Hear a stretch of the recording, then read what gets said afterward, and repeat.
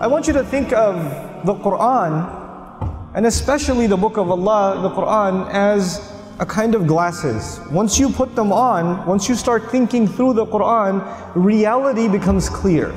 Like you start seeing things in a different light, that you did not see them in the same way before. Okay? I'll give you a small example of that before I actually talk about the ayat that I really want to talk to you about. And this is actually, in my opinion, it is probably going to take me about 6 months to a year, if not more, to study this one surah before I can comprehensively talk about the surah. But right now I'll just share with you some brief concepts. But before I do, just an example. If I was going with a bunch of young men and women on a bus and we drove by a beautiful mansion, it's just a gorgeous house on top of a hill. On the other side there's the ocean. Just an absolutely beautiful, stunning house. And the driveway into the house, there's a gorgeous car parked outside.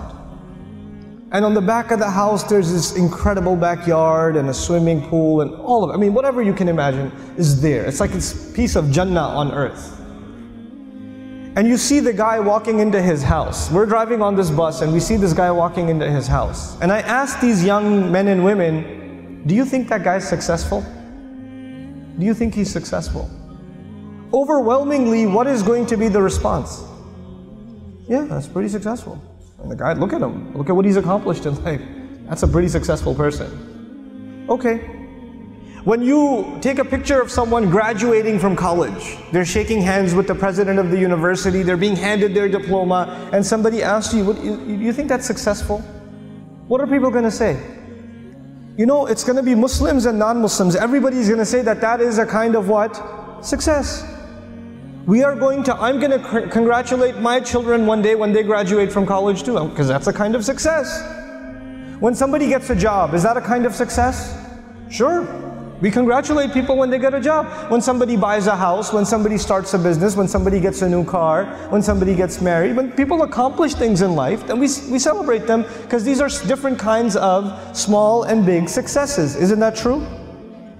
So the bus keeps driving and we see a man, a homeless man, who's living in a cardboard box on the street.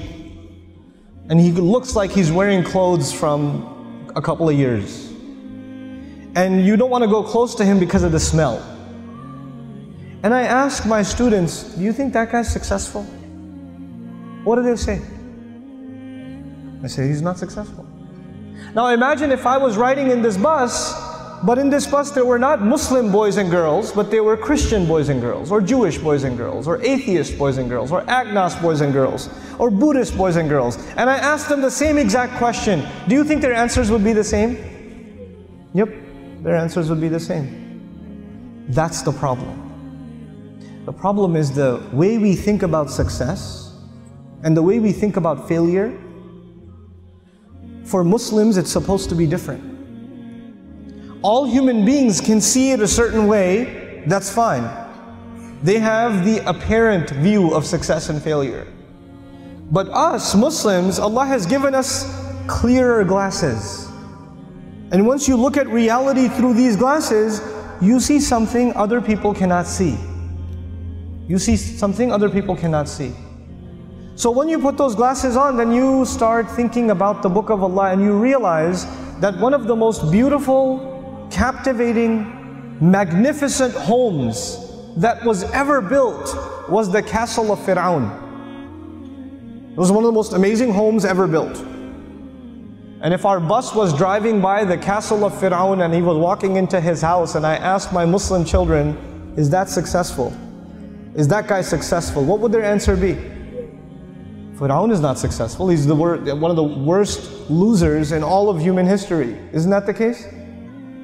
What was the second kind of person we ran into? There was one guy walking into a mansion. What was the other guy? He was a homeless guy. Okay? Ibrahim alayhi salam was kicked out of his house. He was told to leave the house. So he's homeless. Well, was he successful? He was. Actually, he's one of the most successful human beings that ever lived. Now the Quran is teaching me that a homeless man is successful and an incredibly wealthy man is what? A failure. You know what the Quran is teaching me? The Quran is teaching me that success has nothing to do with wealth. And failure has nothing to do with poverty.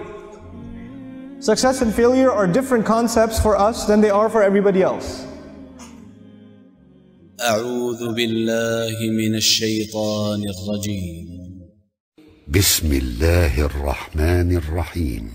قد أفلح المؤمنون الذين هم في صلاتهم خاشعون والذين هم عن اللغو معرضون والذين هم للزكاة فاعلون والذين هم لفروجهم حافظون إلا على أزواجهم أو ما ملكت أيمانهم فإنهم غير ملومين فمن ابتغى وراء ذلك فأولئك هم العادون والذين هم لأماناتهم وعهدهم راعون والذين هم على صلواتهم يحافظون أولئك